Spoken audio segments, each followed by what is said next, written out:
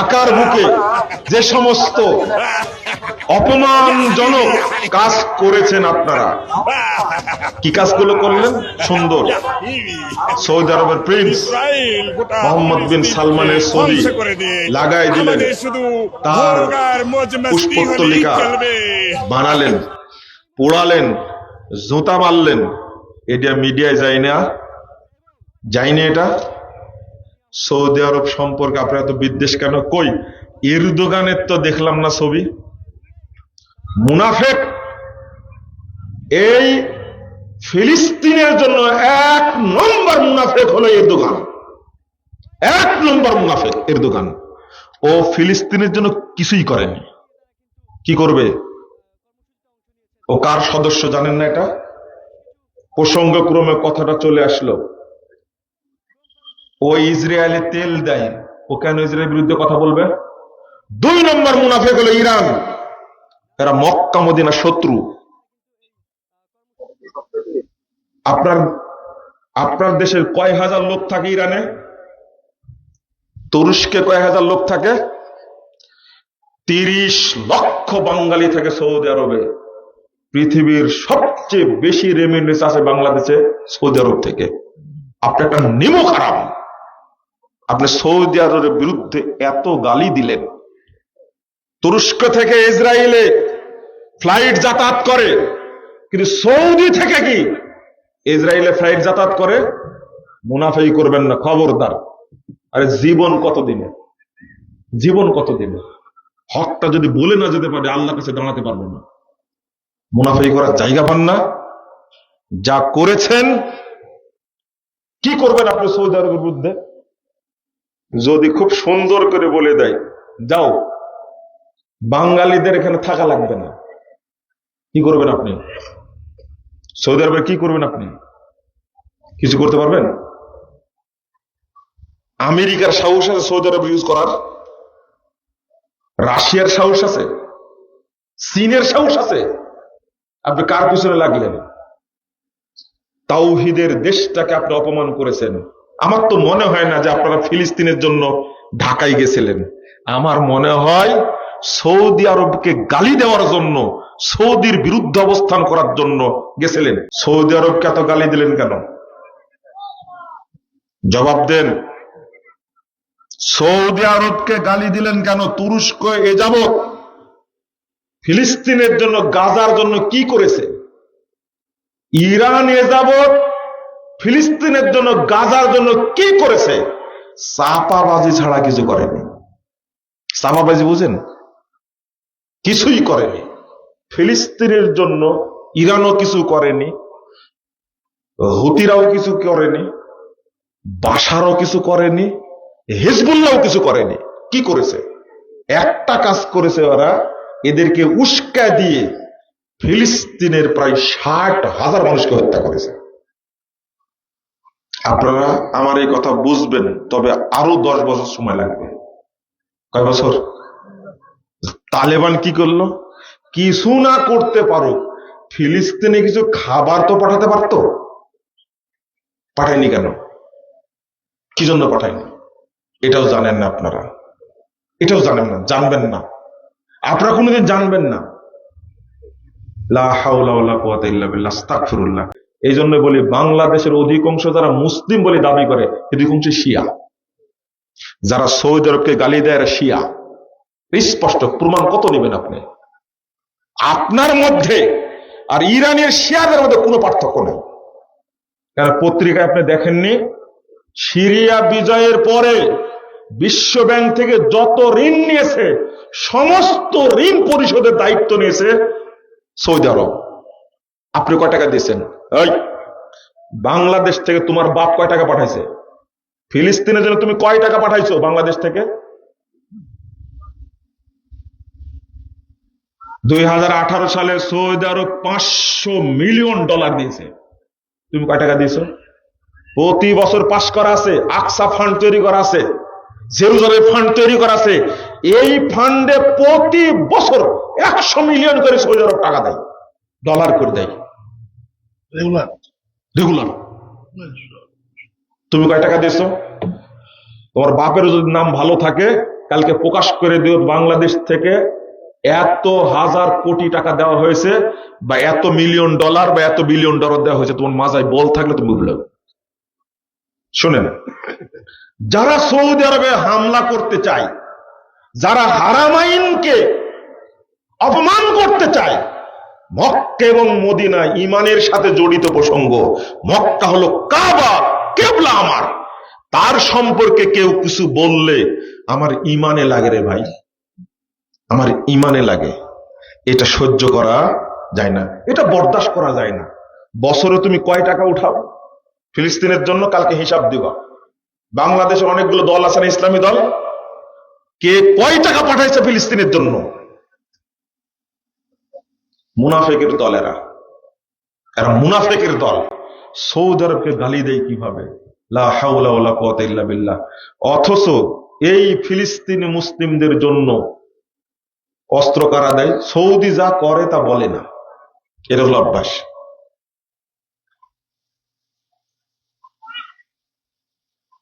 আপনারা কি জানেন, বাদশাহ আব্দুল্লাহ যখন বেঁচে ছিলেন, সৌদি আরবে সুনামি, বাংলাদেশ সুনামি হয়েছিল না? হয়েছিল? আপনারা জানেন এই আব্দুল্লাহ কত টাকা দিয়েছিল আইলার জন্য, সুনামির জন্য? তখন মনে হয় ফখরুদ্দিন ক্ষমতায়, তাই না? ফখরুদ্দিন ক্ষমতায় তখন। আপনি চিন্তা করতে পারছেন, তখন 9,000 কিরা 900 কোটি ডলার দিয়েছে তখন। জানতেন? আমরাই জানতে পেরেছি 10 বছর পরে যে বাদশাহ আব্দুল্লাহ আইলার জন্য টাকা দিয়েছিল, কিন্তু মাইরি খাইছে তো সব, তাই না? জানবে কি করে? যদি জানতে পারে সৌদি সরকার এত কোটি টাকা দিয়েছে, তাহলে মানুষ হিসাব চাইবে কোথায় গেল এটা। হিসাবটা হেরফের হতে পারে, কিন্তু বড় একটা ফান্ড দিয়েছে গোপনে সৌদি সরকার। এই সৌদি সরকার বাংলাদেশের জন্য পাঠাইছে, কিন্তু বাংলাদেশের মানুষ এটা জানেই না। দুর্ভাগ্য। আমি কথাগুলো খুব কষ্টের সাথে বললাম, আজকে যেভাবে সৌদি আরবকে গালি দেওয়া হচ্ছে, গালি কারা দিচ্ছে? আমাকে একজন প্রশ্ন করেছে, আমার চাচাও প্রশ্ন করেছে, সাইদুল ভাইয়ের বাপ বলছে যে গাজা সম্পর্কে এদের প্রশ্ন করেছে আমাকে, ফিলিস্তিন বিষয়ে আপনার ভূমিকা কি? চিন্তা করতে পারছেন আমার ভূমিকা কি? একজন প্রশ্ন করেছে যে আপনি কি ঢাকায় গেছিলেন ওই যে মার্চ ফর গাজা অনুষ্ঠানে গেছিলেন?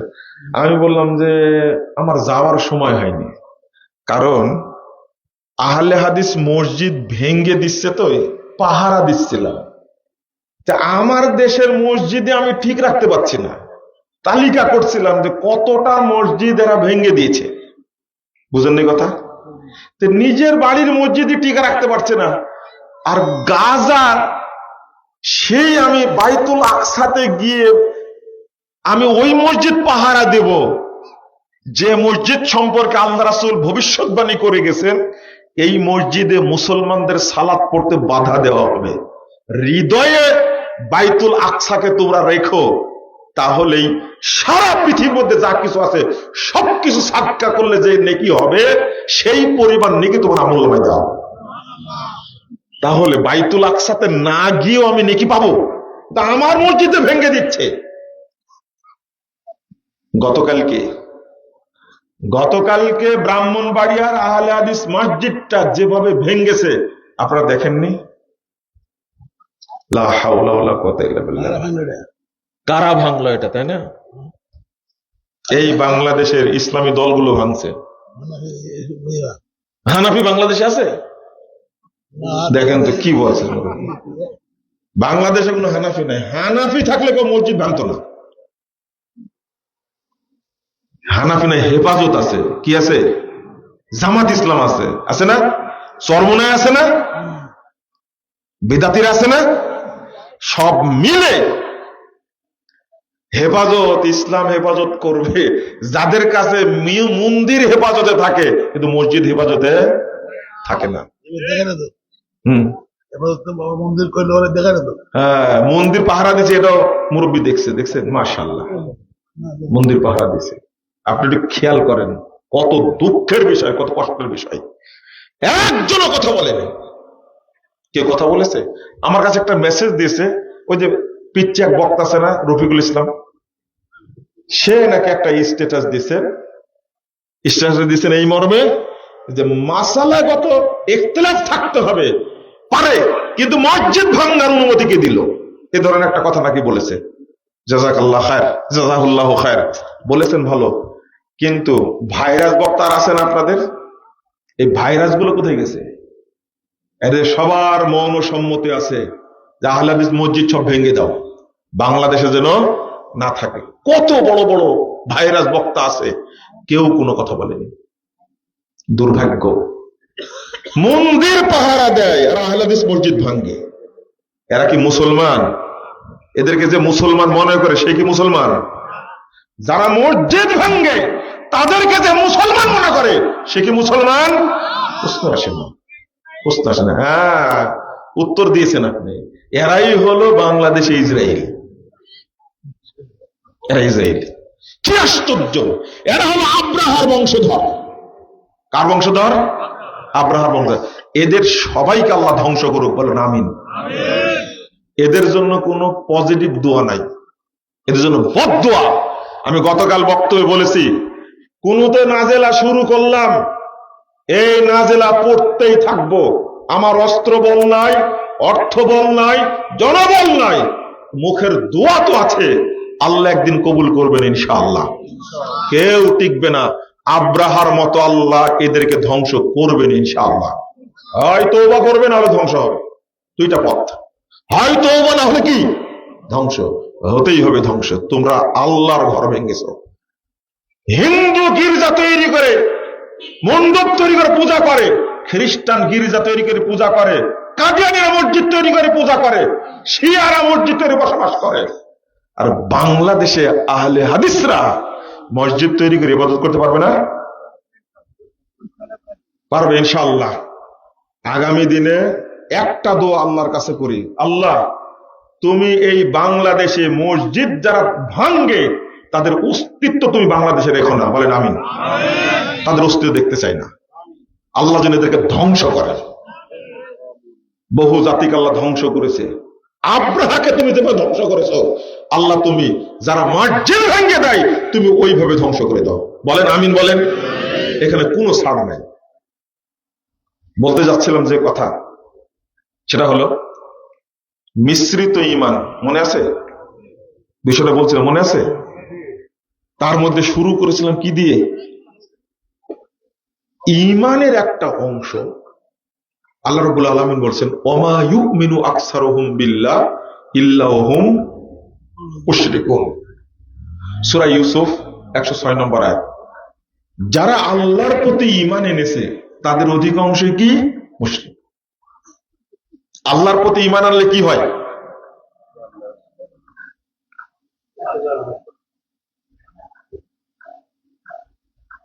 আপনার মন খারাপ করলেন একটু মনে হয়। কেএফসি আর বাটা এটা মসজিদ না মাদ্রাসা? উত্তর দেন তো। মসজিদ। কেএফসি কোম্পানিতে না ইতিমখানা? এত ভাঙলেন, গ্রেফতার হলো না? অনেকে গ্রেফতার করেনি, মিডিয়া আসেনি, আইজির চোখে পড়েনি, পড়ছে না? সব উপদেষ্টা চোখে পড়েছে। আপনারা কার কথা বলবেন? এই যে মসজিদটা যে ভাঙছে, এই উপদেষ্টাদের চোখে পড়েনি মনে করছেন আপনি? পড়েনি চোখে? প্রশাসনের চোখে পড়েনি? বাবারা, কেউ ছাড় পাবে না, এটা আল্লাহর ঘর। তোমার মৌর সম্বন্ধে কেউ ছাড় পাবে না ইনশাআল্লাহ। কেএফসি মসজিদ না মাদ্রাসা না, তাই ভাঙ্গার কারণে কত তোলপাড় হয়ে গেল, গ্রেফতার হয়ে গেল। অপবিত্র জায়গা, মসজিদ পবিত্র জায়গা, সেটা ভেঙ্গেছে। আমিও যদি এটাতে সাইদি চুপ থাকি, গজব আমার উপরে নাজিল হবে। মসজিদ এমন জায়গা, উপদেষ্টা মন্ডলী ছাড় পাবা না তোমরা, মনে রেখো এটা মসজিদ। প্রশাসন ছাড় পাবা না, এটা মসজিদ, এটা আল্লাহর ঘর। তুমি তিলে তিলে বুঝতে পারবে মসজিদ ভেঙ্গেছে আমি কোনো কথা বলিনি, গজব তোমার উপর আসবে ইনশাআল্লাহ। বদদুয়া থেকে তুমি রেহাই পাবে না। এই শেষে কথাটা বলতে বাকি ছিল, এটা বলে দিলাম। কেউ রেহাই পাবে না, কেউ রেহাই পাবে না ইনশাআল্লাহ, কেউ রেহাই পাবে না। আল্লাহ কাউকে ছাড় দিবে না। বাংলাদেশের বুকে গর্বের সাথে আপনারা বলেন 95% মুসলিমের দেশ এটা। 95% মুসলিমেরা কত পার্সেন্ট মুসলিম এই বক্তব্যে বুঝবেন আপনারা। আল্লাহ বলছেন যারা আল্লাহর প্রতি ঈমান এনেছে তাদের অধিকাংশই কি? মুশরিক। আল্লাহ বলছেন ওয়াইন্না কাসীরাম মিনান নাস বিলিকাই রাব্বিহিম কাফিরুন। সূরা রোম 8 নম্বর আয়াত। অধিকাংশ মানুষ আল্লাহর সাথে সাক্ষাৎ করবে কাফের অবস্থায়। কি অবস্থায়? লেনেবার কথা তো আমার না, কার কথা? আল্লাযীনা আমানু বিল বাতিল ওয়া কাফারু বিল্লাহ উলাইকা হুমুল খাসিরুন। 52 নম্বর আয়াত সূরা আনকাবুত। যারা ঈমান আনবে বাতিল জিনিসের উপরে, কিসের উপরে? ওয়া কাফারু বিল্লাহ, আল্লাহর সাথে কুফরি করবে, তারা কিয়ামতের দিন ক্ষতিগ্রস্ত হবে, তারা জাহান্নামে যাবে। আল্লাহ কেন বললেন কথাগুলো? বাংলাদেশের মানুষ ভাগ করে, যারা ধর্ম মানে তারা একটা প্রকার আছে না, এরা অধিকাংশ পীর পূজারী, মাজার পূজারী, কবর পূজারী, তাই না? এদের সংখ্যা বেশি না কম? আরে পাগলা মসজিদে 9 কোটি টাকা উঠছে। কয় কোটি? মসজিদ পাগল তাই উঠছে। অথচ বাংলাদেশের কত মানুষ না খেয়ে থাকছে, খাবার নাই, সবাই দান করছে কোন জায়গায়? এই পাগলা মসজিদে। চিঠি লেগেছে চাচা হাসেনা কোথায়, দেখছেন? ওই চিঠিতে তাও দানও করেছে, ওই জায়গাতে খোঁজ নিতে গেছে, ওখানে চিঠি দিছে। আরেক শ্রেণীর মানুষ আছে বাংলাদেশে রাজনীতি করে না? এরা কি শিরিক করে না? শিরিক শুধু করে, এরা শিরিক উৎপাদন করে। যত দল রাজনীতির সাথে জড়িত আছে সবাই শিরিক চাষ করে, সবাই। বুঝেননি মনে, তাই না? খাম্বা পূজা করে না? প্রত্যেক দল নির্বাচনী প্রচারণা শুরু করে কোথায় থেকে? মসজিদ থেকে না মাজার থেকে? মাজার থেকে না? এরা কি মুশরিক না? বুঝেননি তাহলে? তাহলে লোক থাকলো আর। এই জন্য আল্লাহ বলছেন যারা আল্লাহর প্রতি ঈমান এনেছে তাদের অধিকাংশই কি? মুশরিক। আল্লাহ বলছেন মুশরিক কিভাবে হলো? যত মানুষ এই যে স্মৃতিসৌধে গিয়ে নীরবতা পালন করে,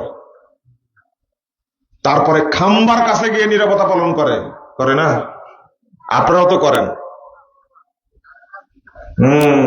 যারা রাজনীতি করে তারা করে, তাই না? ভোট দেয় কারা তাহলে? উত্তর দেন। ভোট আপনারা দেন না, তাই না? ভূত আসে। হ্যাঁ, বিগত 16 বছর ভোট দেখেছেন না? ভোট কেন্দ্রে জানেনি, কিন্তু ভোটের বাক্সই ভর্তি। বলছে সারা পৃথিবীতে 2024 সালে 7 জানুয়ারির মতো নির্বাচনে এতরকম বিশুদ্ধ ফ্রেশ নির্বাচন কোথাও হয়নি। আমার মনে হয় শয়তানের দাঁত একটাও না। ও হাসতে হাসতে দাঁত ফেলে দিছে। নাউযুবিল্লাহ, আস্তাগফিরুল্লাহ। যারা ভোট দেন তারা কি কাকে ভোট দেন? গম যদি 10 কেজি চুরি করে তাহলে তার ভাগ আপনিও পাবেন ইনশাআল্লাহ, তো কোনো সন্দেহ নাই। আর যদি 10 কোটি চুরি করে ভাগ পাবেন না? পাবেন, অবশ্যই পাবেন। আপনাকে কখনো মাহরুম করা হবে না, আপনি চিন্তাই করেন, অবশ্যই পাবেন আপনি। এটাই ভাগ। পাপের বেলা, তাই না? কি ভাই? আরে থামেন না, নামাজ পড়া শিখাচ্ছি, একটু থামেন। ইমানই নাই, নামাজ পড়বেন কোথা থেকে? বুঝেননি কথা? ইমান না থাকলে নামাজ পড়ি কাজ হবে? হ্যাঁ, ওই মার্কা মুসল্লি এখন আছে। রাসূল সাল্লাল্লাহু আলাইহি ওয়াসাল্লাম বলছেন, ওইটাই বলিনি আগে হাদিসটা। আপনারা চলে যাবেন নাকি? মাদ্রাসার প্রোগ্রাম এই টাকা পয়সা দিয়ে তারপরে যাবেন, দিবেন না মনে হয়, তাই না? কে কে টাকা দেবেন না? হাত তুলেন আগে। যারা দিয়েছে তারা ও যারা দিয়েছে তারা দিবে না, তাই না? ও টাকা উঠেছে আগে। ও তাহলে ঠিক আছে, যাওয়ার সময় কিছু দিয়ে যাবেন আপনারা।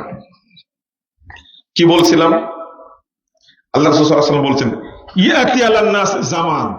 ওই যে হাদিসটা অনুবাদ করব তার আগে মনে করে যে নামাজের কথা এখনই বলবো। মানুষের সামনে একটা যুগ আসবে, 30,992 নম্বর হাদিস, মুসান্নাফ ইবনে সাহিবের মধ্যে আসছে। মানুষের সামনে একটা সময় আসবে, যুগ আসবে, ইয়াসতামিউন ওয়া ইয়াসাল্লুনা ইলাল মাসাজিদ। মানুষ দলে দলে মসজিদে যাবে এবং সালাত আদায় করবে। সব মসজিদ মুসল্লি দ্বারা পূর্ণ থাকবে।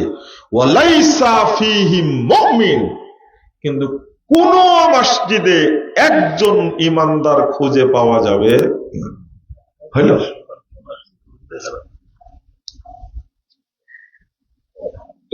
ওরে সর্বনাশ, এটা বলা যাবে না। ঠিকই, কিন্তু মানে আমরা তো বুঝতেই পারি না আগে থেকে। সর্বনাশ কথাটা আর আপনারা বলবেন না। এই এলাকাও পরিচিত, আমাদের এলাকাও পরিচিত, কিন্তু এটা একটা আকীদা বিরোধী কথা। এটা বলা যায় সর্বনাশ হয় না কখনো। কথা বলে এটা হলো খারাপ মিনিং একটা আসে, ওটা বলবেন না। তুমি বলছেন হাদিস শুনে বলছে ওরে সর্বনাশ, আপনি তাহলে বুঝছেন কথাটা। যাই বলুক না কেন, ওনার ভিতরে আঘাত করেছে, তাই না?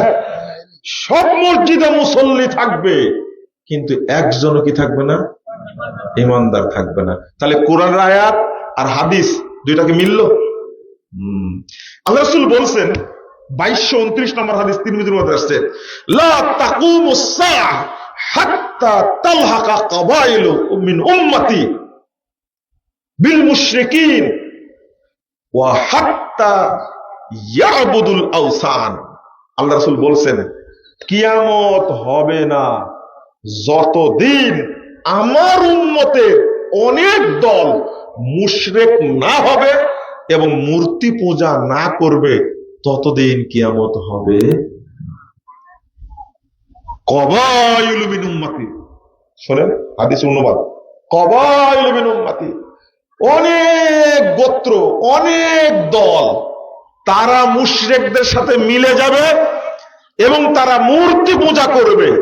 এটা না হওয়ার আগ পর্যন্ত কিয়ামত হবে না। আজকের অবস্থানটা মিটান তো দেখি। এবার যারা দুর্গা পূজা করেছে মুসলিম আর হিন্দু মিলে, এটা কোনদিন দেখেছেন বাংলাদেশে আগে? দেখেছেন? এর বদলাও কিন্তু দিছে। আপনারা মূর্তি পাহারা দিলেন, মণ্ডপ পাহারা দিলেন, আপনারা মন্দিরে গিয়ে যে বক্তব্য দিলেন, দারুণ বক্তব্য, ওখানে গিয়ে আল্লাহর প্রশংসা করছে। তার বদলাটা কি দিল? ওই চিটাগঙ্গে একজন সহজ সরল আইনজীবীকে জবাই করে মারছে। মারেনি? এগুলো জানেন না নাকি আপনারা? জানেন তো অবশ্যই। জানেন না মানে? এই হিন্দুরা একজন আইনজীবী নিরপরাধ মানুষকে জবাই করে হত্যা করলো না? এটা বদলা। খুব সুন্দর প্রতিদান আপনাদের দিয়ে দিছে। আপনারা ভুল করেছেন, ভুল করেছেন, ভুল করেছেন। আল্লাহ রাসূল কি বলছেন? বহু গোত্র, বহু দল মুশরিকদের সাথে মিশে যাবে এবং মূর্তি পূজা করবে। মুসলিমদের সাথে মূর্তির কোনো সম্পর্ক নেই। আজকে দুঃখের বিষয়, কষ্টের বিষয়, মুসলিম খুঁজে পাবেন না। অধিকাংশ মানুষই মাজারে যাচ্ছে, সেজদা দিচ্ছে, সেখানে টাকা পয়সা দিচ্ছে, খানকায় যাচ্ছে, দরগায় যাচ্ছে। এরা মুসলিম না মুশরিক? মুশরিক। আর যারা রাজনীতি করে তারা ছলে বলে কৌশলে পহেলা বৈশাখ উদযাপন করছে, আর মুখে বলছে গণতন্ত্রের জন্য জীবন দিব। কি দিবে? কত সুন্দর করে বলছে। এখানে বলছে যাবতীয় ক্ষমতার উৎস কে? আল্লাহ। আর দুর্গাপুর কলেজ মাঠে গিয়ে বলবে কি? জনগণই সকল ক্ষমতার উৎস। মুসলিম না মুনাফেক? এই কথাটা বলার জন্যই, এই কথা বললেই আর মুশরিক হয় কোনো সমস্যা নাই। কি হয়? এত বড় কথা যে বলতে পারে সে আর মুমিন থাকতে পারে? আল্লাহ বলছে ওয়ান্নাল কুওয়াতা লিল্লাহি জামিআ। এই যে মিশ্রণ, আপনি একদিকে সালাত আদায় করছেন, আরেকদিকে মুখ দিয়ে বলছেন জনগণই সকল ক্ষমতার উৎস। মিশ্রণ হলো না? আচ্ছা, মিশ্রণ বুঝেন কি আপনারা? একটা হাদিস অনুবাদ করব, মা বোন সহ, ভাই বোনেরা সহ সবাই শুনেন। হাদিসটা অনেকবার শুনেছেন, কিন্তু আবারও শুনেন আজকে। বুঝেন তো হাদিসটা? বুঝতে হবে। মুস্তাদে আহমদ 17,458 নম্বর হাদিস। মুস্তাদে আহমদ, হাদিসের সনদ সহিহ। রাসূল সাল্লাল্লাহু আলাইহি সাল্লামের কাছে 10 জন লোক আসছে অনেক দূর থেকে পায়ে হেঁটে। পেটে খাবার নাই, খালি গায়ে পায়ে হেঁটে আসছে। পায়েও কিছু নাই, গায়েও কিছু নাই, পেটেও কিছু নাই। ইসলাম গ্রহণ করার জন্য আসছে। উকবা বিন আমির আল জুহানি রাদিয়াল্লাহু আনহু তিনি বলছেন, আল্লাহ রাসূল এই 10 জনের মধ্যে 9 জনকে কালেমা পড়ালেন, কালেমা শাহাদাত পড়ালেন। কয়জনকে? কয়জনের মধ্যে? 10 জনের মধ্যে। কয়জন বাদ গেছে? একজন। তো তারা বলছেন বায়াত ক্বালু বায়াতা তিসআতান ওয়া তারাকতা হাযা। আল্লাহ রাসূল, ঘটনা কি? আপনি 9 জনকে বায়াত করলেন, নিলেন, আর একজনকে ছেড়ে দিলেন, অথচ সবাই রাসূলের প্রতি মহব্বত, ইসলামের প্রতি মহব্বত, কোরআনের প্রতি মহব্বত নিয়ে এসেছে। রাসূল সাল্লাল্লাহু আলাইহি ওয়াসাল্লাম বলছেন ইন্না আলাইহি তামিমা, ওর শরীরে তাবিজ বাঁধা আছে। কি বাঁধা আছে? তাবিজ। বেশি কিছু না, কি বাঁধা আছে? তাবিজ। তখন হাত খালাইয়া দেখ, তার হাত ভিতরে ঢুকায়া কথা ছেড়ে ফেলে দিল তাবিজ। ফাবায়াহুন নবী সাল্লাল্লাহু আলাইহি ওয়াসাল্লাম। এবার আল্লাহ রাসূল তার বায়াত নিলেন। আচ্ছা, এখন প্রশ্ন হলো, দূর থেকে এসেছে ইসলাম কবুল করার জন্য। আমাকে একজন লোক বলেছে, দেখেন বিশ্বাস আপনাদের, বলছে আপনার হাদিসের মনে বুঝ ঠিক হয়নি। আমাকে বলছে কেন? আল্লাহ নবী এত কড়া না, যে এত দূর থেকে আসছে, মুসলমানই তখন নাই, আর ও কাট করে রেখে দিবে আর 9 জনকে। তো কি করত? তিনি আল্লাহ নবী 10 জনকেই বায়াত করাবেন, করায়া বলবেন বাবা তোমার শরীরের মধ্যে তাবিজ আছে, তাবিজটা কি করে ফেলে দাও, ছেড়ে দাও। আমি বলে ও আচ্ছা আচ্ছা, ভূত যদি কাঁধে থাকে, সর্ষে যদি ভূত থাকে, আপনারা বলেন না একটা কথা, ভূত ছাড়ানো যায়? হ্যাঁ, কত চেষ্টা করছেন বইয়ের ভূত ছাড়ানোর, কিন্তু ভূত কি যায়? সম্পর্ক অন্য জায়গায়, ওষুধ খায় কোনো কাজ হবে? এটা তো আপনারা বুঝেন। শোনেন, এই লোকের অবস্থা তাই। আমি বললাম দেখো, তাহলে হাদিসটা আপনার মতো বুঝলেন তাই না? আমি যে অনুবাদ করে বুঝাই দিচ্ছি, তাকে বাদ রাখলো। সাহাবীরা প্রশ্ন করলেন, আমরা আসলাম 10 জন, একজনকে বাদ দিলেন কেন? অনুবাদ করলাম না আমি। তার কারণ কি? ওনার সহ্য হয়নি যে এটা হতে পারে না, সামান্য তাবিজের জন্য তাকে কালেমা পড়াবে না, এটা হতে। আমাকে বলতে আপনি হাদিস বুঝেননি। কত নম্বর খাটাস চিন্তা করেন তো দেখি। লা ইলাহা ইল্লাল্লাহ। আমি বললাম এটা ইসলাম। তাবিজ গায়ে আছে এই জন্য সে আশহাদু আল্লা ইলাহা ইল্লাল্লাহ ওয়া আশহাদু আন্না মুহাম্মাদান আবদুহু ওয়া রাসূলুহু এই কথা বলতে পারবে না, অধিকার রাখে না। চিন্তা করেন, আরে বাথরুমে ঢুকে বলা যায় না আল্লাহুম্মা ইন্না আউযু বিকা মিনাল খুবুসি ওয়াল খাবাইস? বাথরুমে ঢুকলে কি শিরিক হয়? বুঝেন না মনে হয়, তাই না? আরে বাথরুম সেরে আমি বের হব, শুধু বলবো কি গুফরানাকা। এই গুফরানাকা শব্দটা আমি বাথরুমের ভিতরে বলতে পারবো না। বাথরুম কিন্তু শিরিকের জায়গা না। শিরিকের জায়গা? এটা অপবিত্র জায়গা। কি জায়গা? অপবিত্র, পেশাব পায়খানা করার জায়গা এটা। এখানে আমি গুফরানাকা বলতে পারবো না। চিন্তা করেন, তাহলে যার অন্তরের মধ্যে তাবিজ দেওয়া শিরিক এইরকম আকীদা আছে, সে কি কোনোদিন আল্লাহ শব্দটা বলতে পারবে? আশহাদু আল্লা ইলাহা ইল্লাল্লাহ ওয়া আশহাদু আন্না মুহাম্মাদান আবদুহু ওয়া রাসূলুহু, এইটা বলা তো দূরের কথা, অন্তরে শিরিকি আকীদা নিয়ে আল্লাহ শব্দ উচ্চারণ করা যাবে না, হারাম। আল্লাহ শব্দ উচ্চারণ করা যাবে না, হারাম। আল্লাহ শব্দটা অনেক পবিত্র। আল্লাহ রাসূল এটাই বুঝাতে চেয়েছেন। আর ওর দরকার মুসলমান, আর রাসূলের দরকার কি? বুঝেন কথা? ওর দরকার কি? মুসলমানই নাই, আর আপনি বলছেন যে একজনকে কাট করে রেখে দিল। আপনার কি ভাষাটা বুঝলেন? আমার মনে হয় বুঝেননি, তাই না? লোকটা আমাকে বলছে মুসলমানই নাই তখন, আর আপনি বলছেন কাট করে রেখে দিল। কাট করে তো রেখে দিয়েছিল, তাই না? যখন তাবিজ খুলেছে, ছিঁড়ে ফেলেছে, তখন আল্লাহ রাসূল কালেমা শাহাদত পড়াইছেন। এবার বোঝা গেছে তো? তাহলে বলেন তো, তাবিজ থাকাকালীন কোন হজ কবুল হবে, সালাত কবুল হবে? আপনি আল্লাহ শব্দটাই বলতে পারবেন না। এটা হলো ইসলামের বিধায়, এটাই হলো মিশ্রিত আকীদা। চিন্তা করেন। আচ্ছা, এবার বলেন তো, আমার গায়ে তাবিজ নাই, আমার গায়ে কি নাই?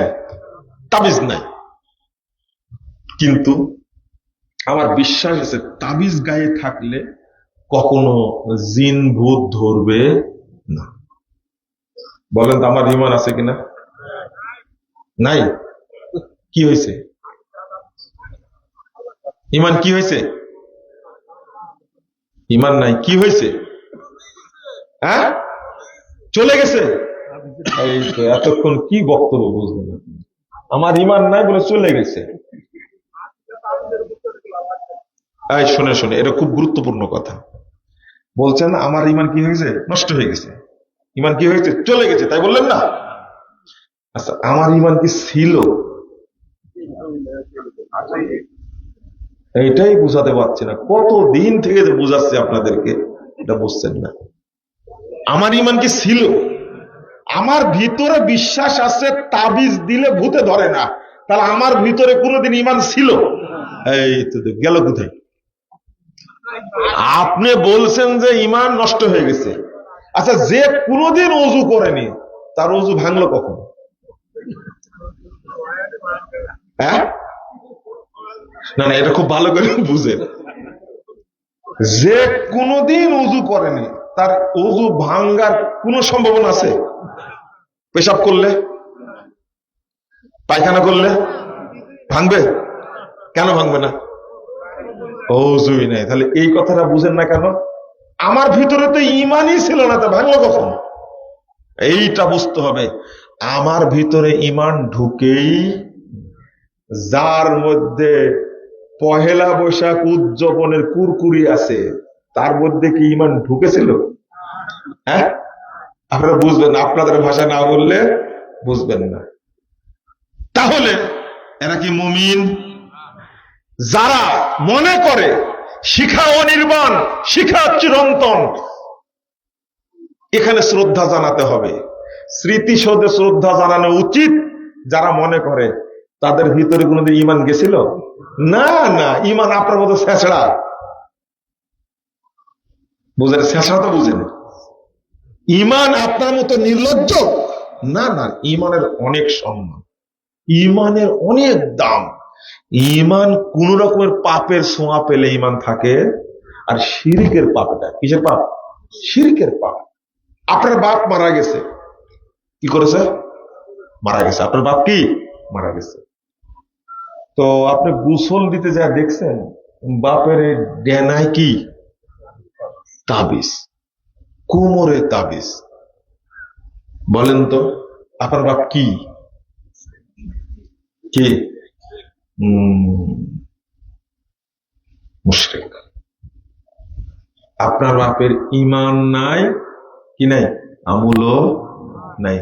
কারণ তার ভিতরে বিশ্বাস ছিল তাবিজ দিলে রোগ ভালো হয়, এই জন্য ঈমান কোনোদিন ঢুকেও নেই। এখন আপনার প্রশ্ন, বলেন কি ইমান ঢুকানি মানে? আমরা 2বার হজ করেছে।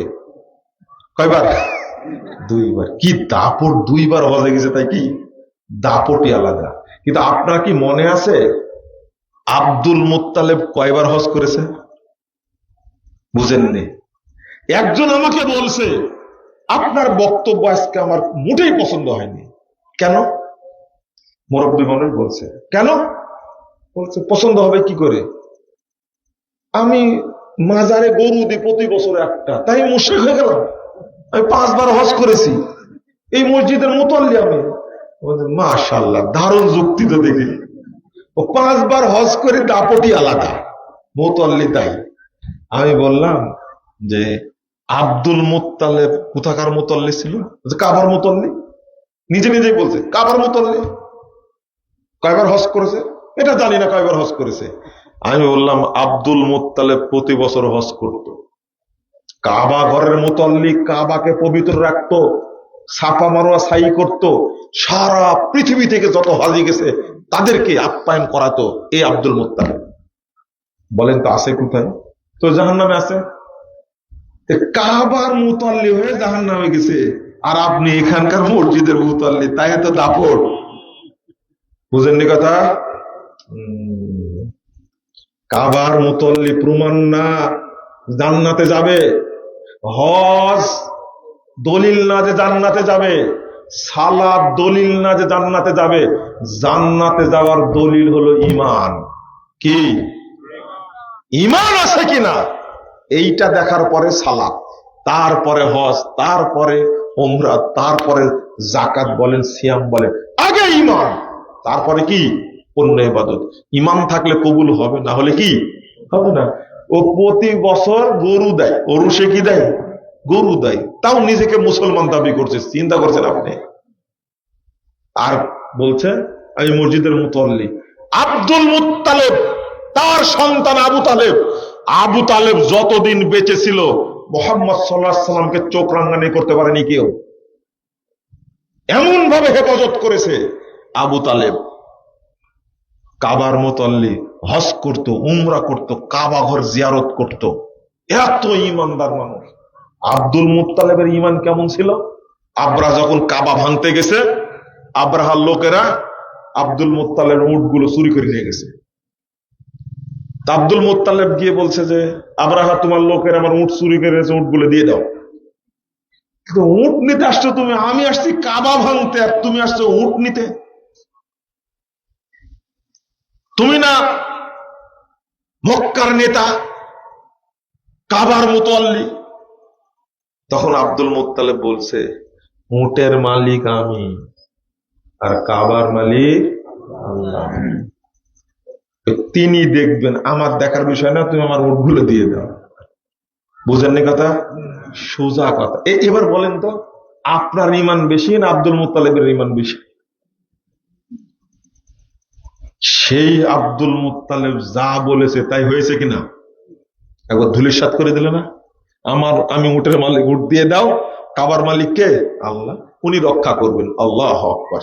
কি ঈমান রে ভাই! কিন্তু মুশরিক। কি চিন্তা করতে পারছেন? কারণ সে মূর্তি পূজা করত। এটাই হলো মিশ্রিত আকীদা।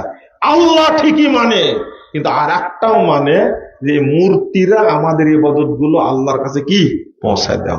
তো আব্দুল মুত্তালেবের আকীদা আর আমাদের দেশের মুসলমানদের আকীদা একই তো, তাই না? আমি মুশরিক বললে রাগ হয়, তাই না? আর যারা মসজিদ ভাঙে তারা কি? ইহুদি খ্রিস্টানদের চেয়ে খারাপ, এরা কাফের, এরা মুরতাদ, এরা মুরতাদ। ইসলামী শাসন থাকলে বিনা হিসাবে এদেরকে হত্যা করতে হতো। কথা বুঝেননি? না বুঝলে কিছু করার নাই। যদিও আমি সময় নিয়েছি বছর 10, আল্লাহ যদি হায়াত দেয় 10 বছর বলতে থাকবো। মানুষকে আগে ইমানই বুঝাবো ইনশাআল্লাহ, ইমানই বুঝাবো ইনশাআল্লাহ। রাগ করলেন আপনারা? না, রাগ করতে হবে না, বুঝতে হবে। আমরা জান্নাতে যেতে চাই। কোথায়? জান্নাতে যেতে চাই। আল্লাহ যেন আমাদের কবুল করেন, আমিন। আপনারা এত সময় দিবেন আমি তো বুঝতে পারিনি। আমার চাচা যে প্রশ্ন করেছে, ও এই তো 12টা বেজে গেছে তো দেখতেছি। আহ, আমি খুব কষ্টের সাথে বলছি, বর্তমানের একটা প্রেক্ষাপট বলে শেষ করব। তার মধ্যে আপনাদের প্রতি একটা আবেদন করব। মানুষ আমাকে বলে কি জানেন, যে আপনি একটু বললে মানুষ টাকা পয়সা দিবে হয়তো বা। বুঝতে পারলেন? আসলে তা তো আমি আদায় করতে পারি না, মানুষ টাকা পয়সা দিবেই মনে করে। আপনারা যারা আছেন এখানে, তারা এই মাদ্রাসার জন্য কিছু সহযোগিতা করবেন ইনশাআল্লাহ। আমার একটা দোয়া আল্লাহর কাছে থাকে, বলি আহলে হাদিস মাদ্রাসা, মসজিদ, এতিমখানা, এই সমস্ত জায়গায় যারা দান করে তাদের জন্য আল্লাহর কাছে দোয়া করি, আল্লাহ তুমি প্রতি টাকায় 1 কোটি করে বরকত দান করি। কারণ আল্লাহর ভান্ডারে অভাব নেই, আল্লাহর ভান্ডার থেকে কিছুই শেষ হয়নি, এক এক অনুপরিমাণও শেষ হয়নি। ভান্ডার যা ছিল ওইটাই আছে। আল্লাহু আকবার। তো আল্লাহ নিজেই বলছেন, তো আপনারা দান করবেন।